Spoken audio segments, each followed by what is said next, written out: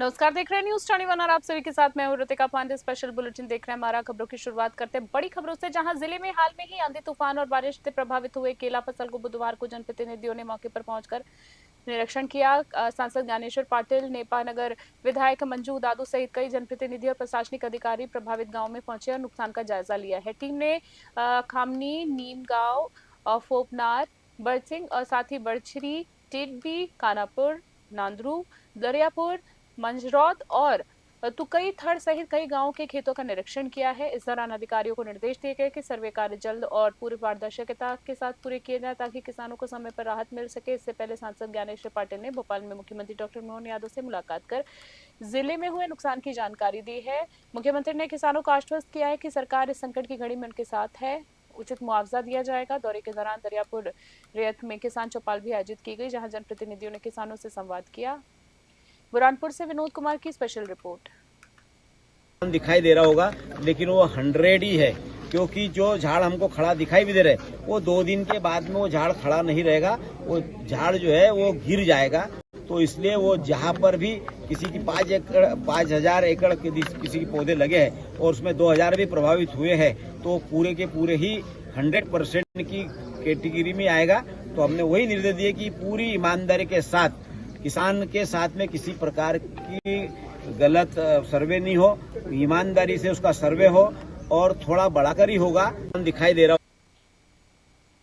राष्ट्रीय बाल स्वास्थ्य कार्यक्रम और अनुष्का फाउंडेशन के सहयोग से गुना जिला चिकित्सालय में संचालित क्लब फुट क्लिनिक जन्मजात विकृत से पीड़ित बच्चों के लिए वरदान साबित हो रहा है। विश्व क्लब फुट दिवस के अवसर पर क्लिनिक में 5 बच्चों की सफल टेनोटॉमी अस्थि रोग विशेषज्ञ डॉक्टर वीरेंद्र धाकड़ द्वारा की गई। बच्चों को फॉलोअप कर उनके स्वास्थ्य की भी समीक्षा की गई है। कार्यक्रम के तहत क्लब फुट जैसी जन्मजात विकृति का निःशुल्क और प्रभावी उपचार उपलब्ध कराया जा रहा है। डॉक्टर के अनुसार शुरुआती पहचान, नियमित इलाज और अभिभावकों की जागरूकता से बच्चों को स्थायी दिव्यांगता से बचाया जा सकता है।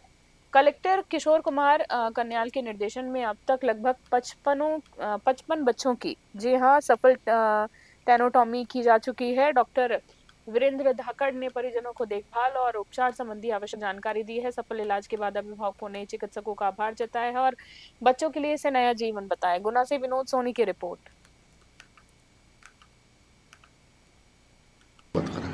आज वर्ल्ड क्लब फुट डे था, तो हमारे यहाँ आज मतलब कुछ बच्चे टेनोटॉमी के लिए आए थे, कुछ कास्टिंग के लिए आए थे और कुछ फॉलोअप में आए थे।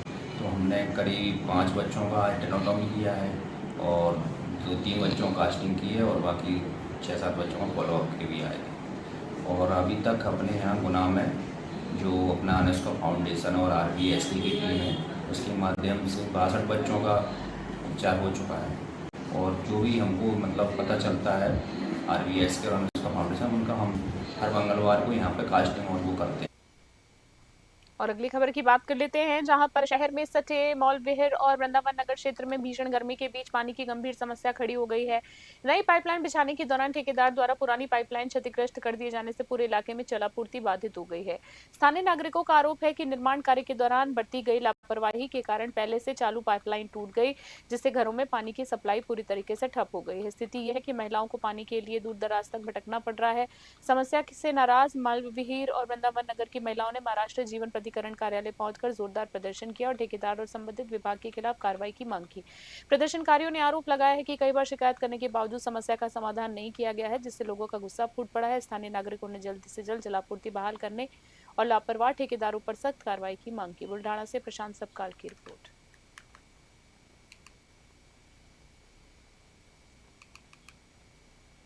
और अगली खबर की बात करें, रायपुर के कलेक्ट्रेट परिसर स्थित रेड क्रॉस सभा कक्ष में मुख्यमंत्री हेल्पलाइन और शिकायत प्रबंधन प्रणाली पर जिला स्तरीय प्रशिक्षण आयोजित किया गया है। कार्यक्रम में अधिकारियों को शिकायतों के पंजीयन, संचालन और समयबद्ध निराकरण की प्रक्रिया की जानकारी दी गई। राहुल भगत ने कलेक्टर कॉल सेंटर का अवलोकन कर व्यवस्थाओं की सराहना की और कहा है कि हेल्पलाइन का उद्देश्य जनता को त्वरित समाधान उपलब्ध कराना है। डॉक्टर गौरव सिंह ने कहा है कि ये व्यवस्था जनता और शासन के बीच में मजबूत संवाद का माध्यम बनेगी। अधिकारियों को L1 से L4 स्तर तक शिकायत निपटान प्रक्रिया समझाई गई है। प्रशिक्षण में विभिन्न विभागों के वरिष्ठ अधिकारी उपस्थित थे। रायपुर से ब्यूरो रिपोर्ट।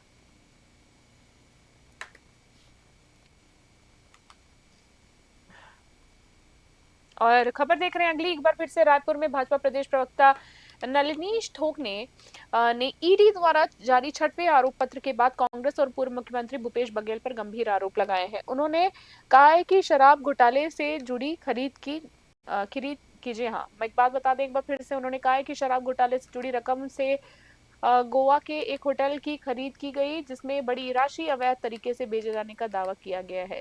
नलिनीश ठोकने ने कहा है कि ईडी की चार्जशीट में कोई महत्वपूर्ण खुलासे सामने आए हैं, जबकि कांग्रेस इस पूरे मामले में चुप्पी साधे हुए है। उन्होंने कांग्रेस पर चुनावी वादों को लेकर भी हमला बोला और जांच को आगे बढ़ाने की बात कही है। रायपुर से ब्यूरो रिपोर्ट।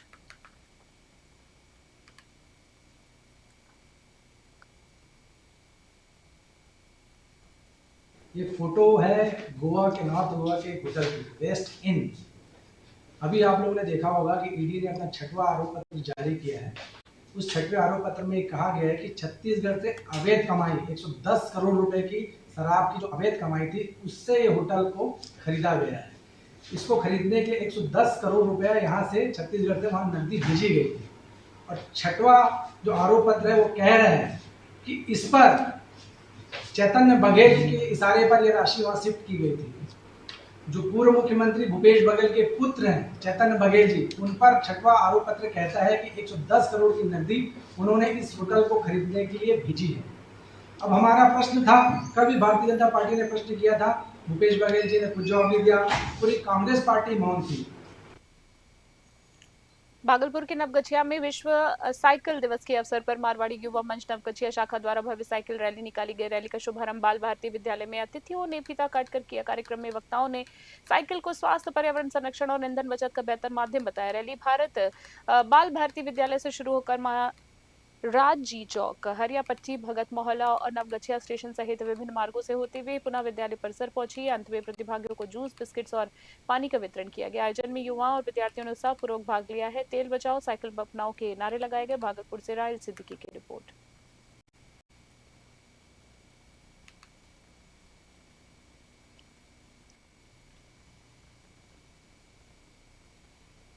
अगली खबर की बार फिर से बात कर लेते हैं। भागलपुर में नवगछिया में पुलिस ने मधुरापुर बाजार स्थित एक ज्वेलरी दुकान में हुई चोरी 24 घंटे के भीतर इसका खुलासा कर दिया है। इस मामले में 2 आरोपियों को गिरफ्तार किया गया है और चोरी किए गए चांदी के आभूषण, 9,000 रुपए नगद तथा घटना में प्रयुक्त सामान बरामद हुआ है। इस कार्रवाई का नेतृत्व अनिकेत अमर ने किया। पुलिस के अनुसार 1 जून को ज्वेलरी व्यवसायी विपिन कुमार की शिकायत पर भवानीपुर थाने में मामला दर्ज किया गया था। जांच के लिए एसआईटी गठित की गई है, जिसने सीसीटीवी फुटेज और तकनीकी साक्ष्यों के आधार पर दोनों आरोपियों को गिरफ्तार किया है। उनकी पहचान छोटू शाह और नंदू कुमार के रूप में हुई है। पुलिस ने कहा है कि अपराधियों के खिलाफ त्वरित कार्रवाई जारी रहेगी। भागलपुर से राहिल सिद्दीकी की रिपोर्ट। सभी को जय हिंद। दिनांक 1/6/2026 को भवानीपुर के मधुरापुर बाजार में एक चोरी की घटना हुई थी ज्वेलरी शॉप में। इस संबंध में विपिन कुमार के द्वारा एक आवेदन दिया गया, जिसमें उनका लगभग 1 किलो चांदी का आभूषण और कुछ रुपए की चोरी के उनके द्वारा आवेदन दिया गया।